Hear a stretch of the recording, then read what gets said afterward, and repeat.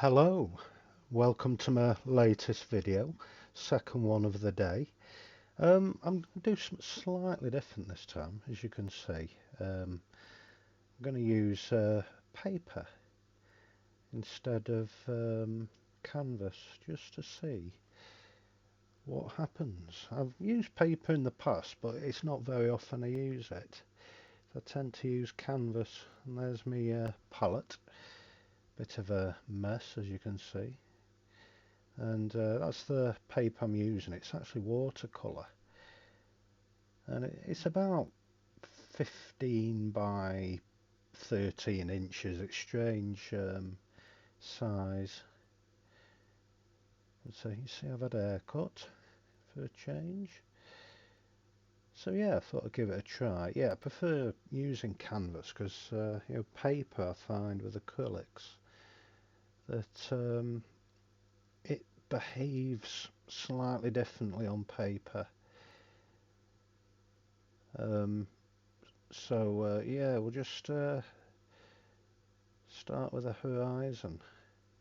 Now, I don't know if it's just watercolour paper that's a bit strange, but hasn't quite got the same tooth as canvas has got. But yeah, we'll see what we can do. And yeah, I've just taped it to a big wooden board to hold it on my palette. So I'll put some drama in the sky straight away. Yeah, we'll have to see, but the paper might wobble about a bit because as it gets paint on it, it starts to bend a little bit. Even though it's taped down, it might start moving about, but we'll have a look. So just adding a bit of titanium white on there, just to turn the horizon up.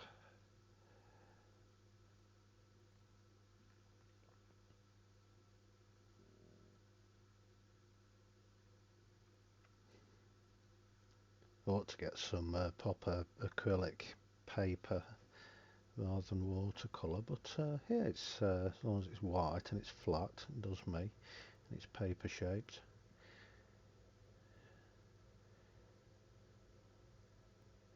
So we'll see what we can do. Thank you so much for all of your follows and things like that. Don't forget to subscribe. You can also follow me on Facebook, Instagram, Twitter, WordPress, and my website jonkidd.co.uk.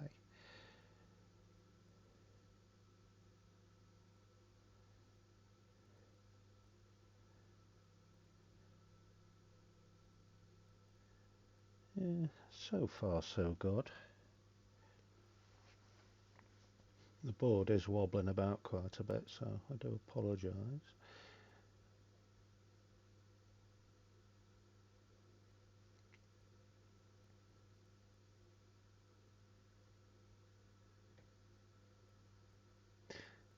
Yeah, I once first started painting on paper about a year ago, the bloody pad kept falling off the easel. So yeah, I've just resorted to using a big board attached to it. Wobbles about, but I can manage. Thought it'd make a nice change using paper.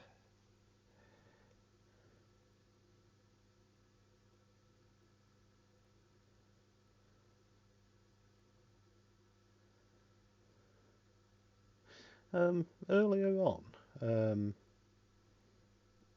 a friend of mine commented on one of my paintings, or yeah, that was it. He commented on one I did a few weeks ago called The Church on the Hill, and he said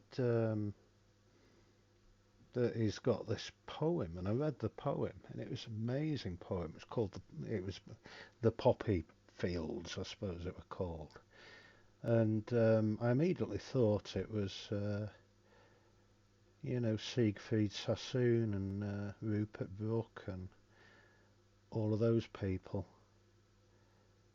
during World War One, the war poets. It was a stirring poem.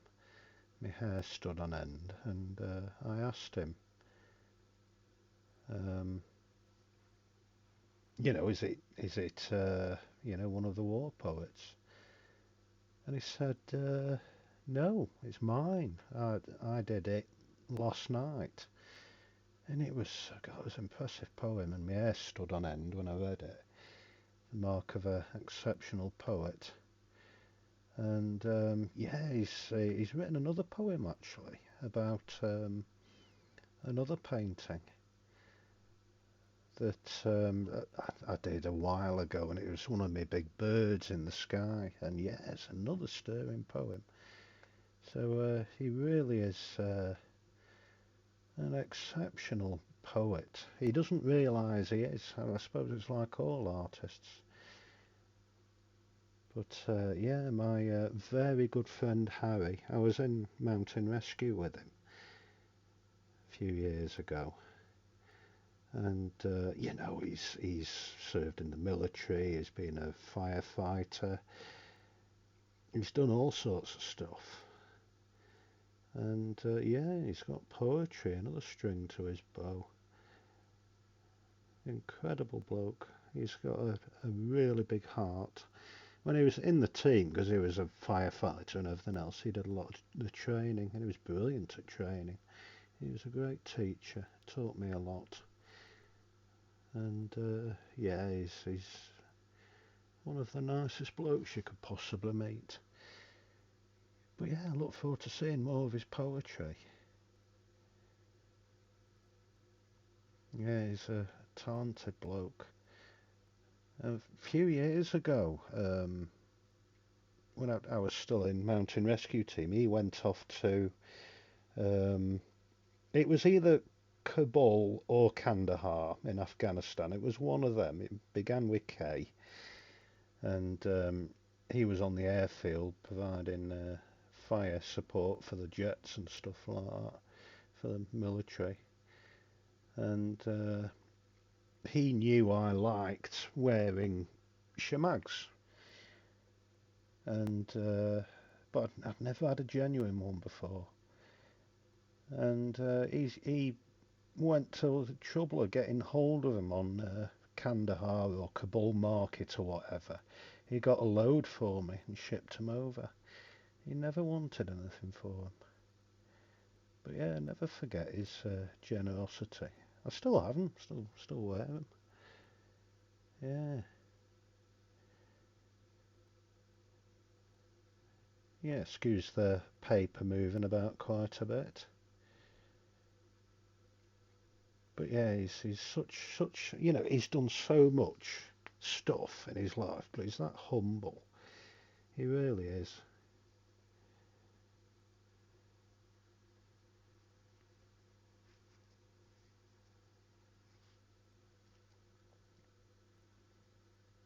Yeah, he's a great friend. I do miss him. I haven't seen him for a long time. I miss everybody in mountain rescue. It was like a second home for me, second family. All amazing people that do amazing things.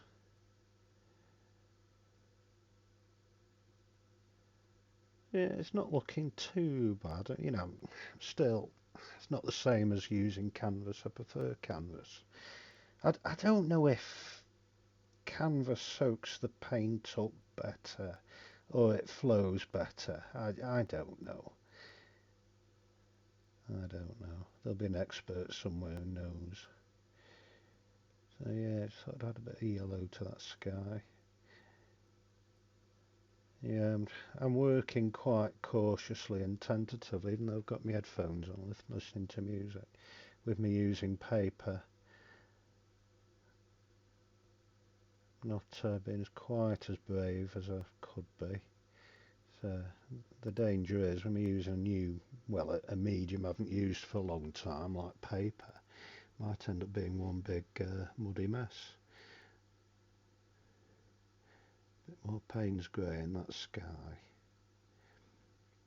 I've mixed the Payne's grey myself. I put quite a bit of black on it, so it's very dark. But it's perhaps too dark, but we'll see. Doing all right.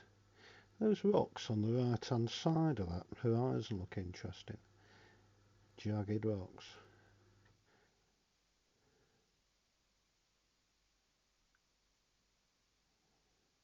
Just painting from the imagination, of course.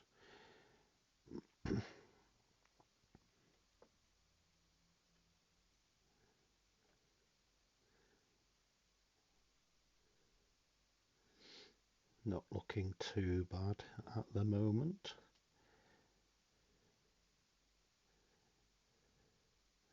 Bit more titanium white in that sky.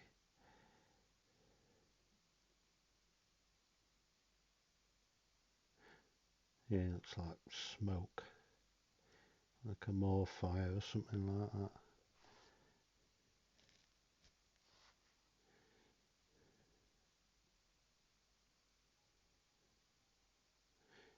Yeah, the bloody terrible things, more fires, you know. The amount of birds that perish. You know, things like breeding curlews and short-eared owls and golden plovers and things and lapwings.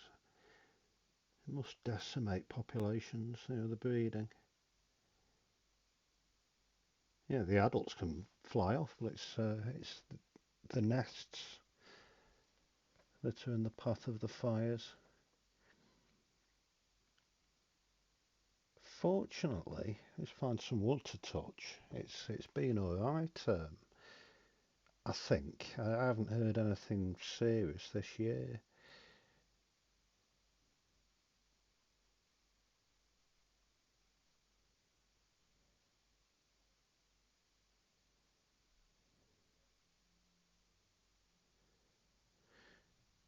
Bit more titanium white. Plodding on with it.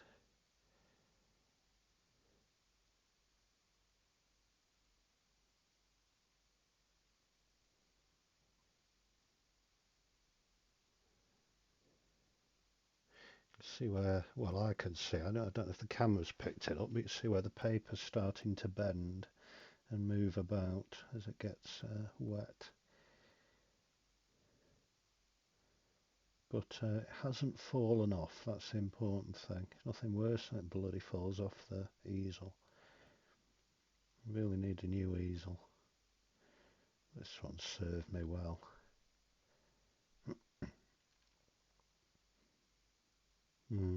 I've got a Christmas list as long as my bloody arm at the moment. But a step at a time.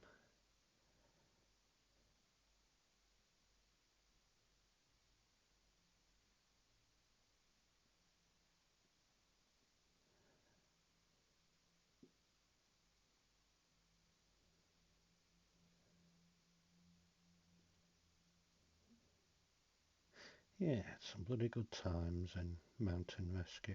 I'll never forget. You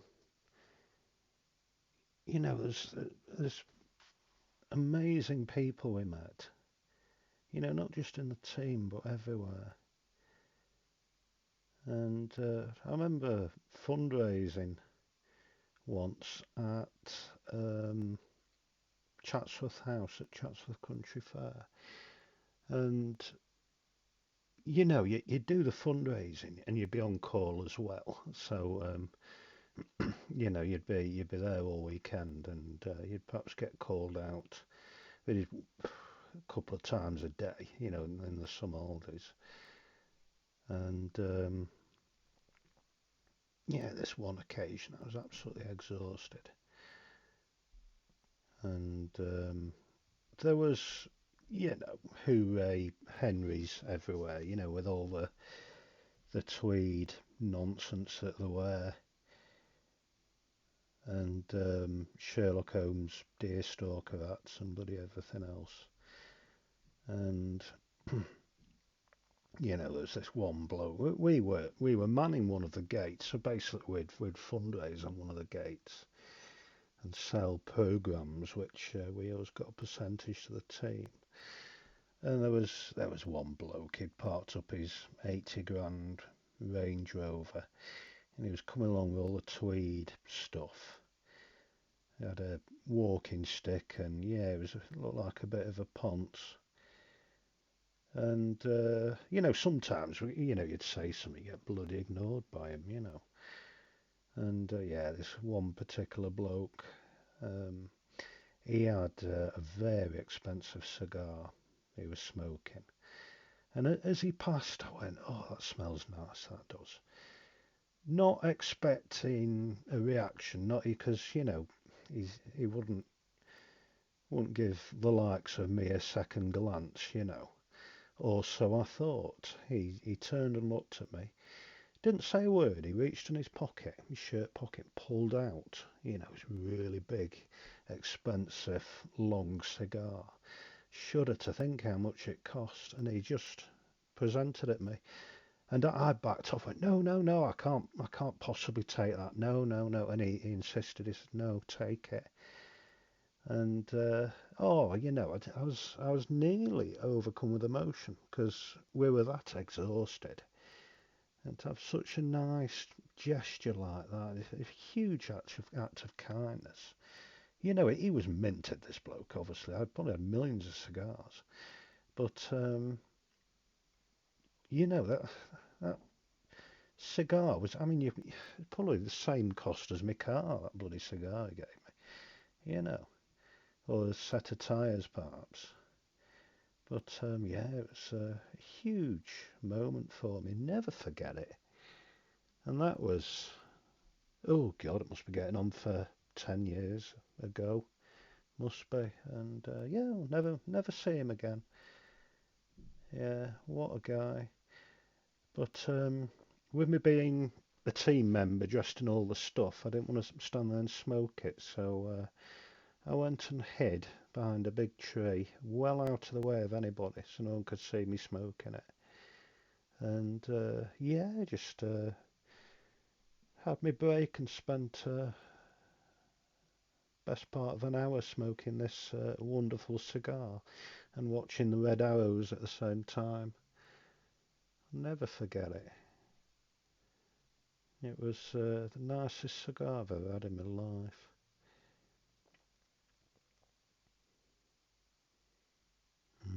Great memories.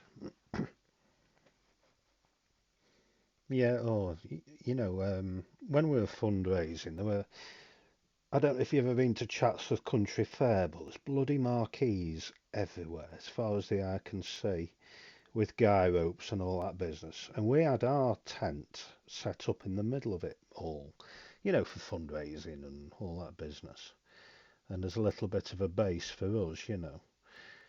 Um, and all weekend, it was doing my absolute head in. I had this red North Face cap or something, and every 2 minutes kept knocking off my head because of the guy ropes. And I swore this last, on a few days of this, I swore, and oh, for sake. Bent up, picked my cap, and there was a row of feet where my cap was stood up.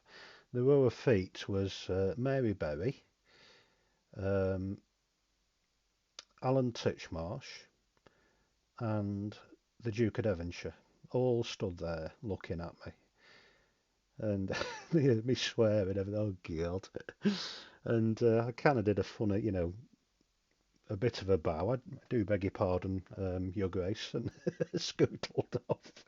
But God, it was embarrassing. Looks on the faces.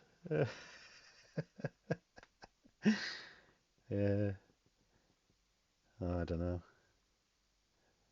Yeah, it was funny.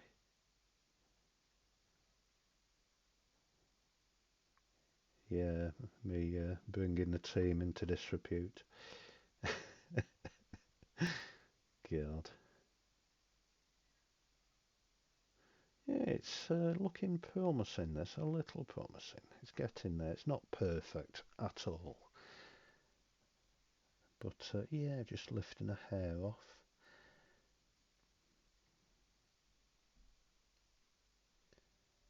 It's not perfect by any stretch, but it's getting there. Yeah, I've always loved poetry. Always, never really done it myself. Never tried.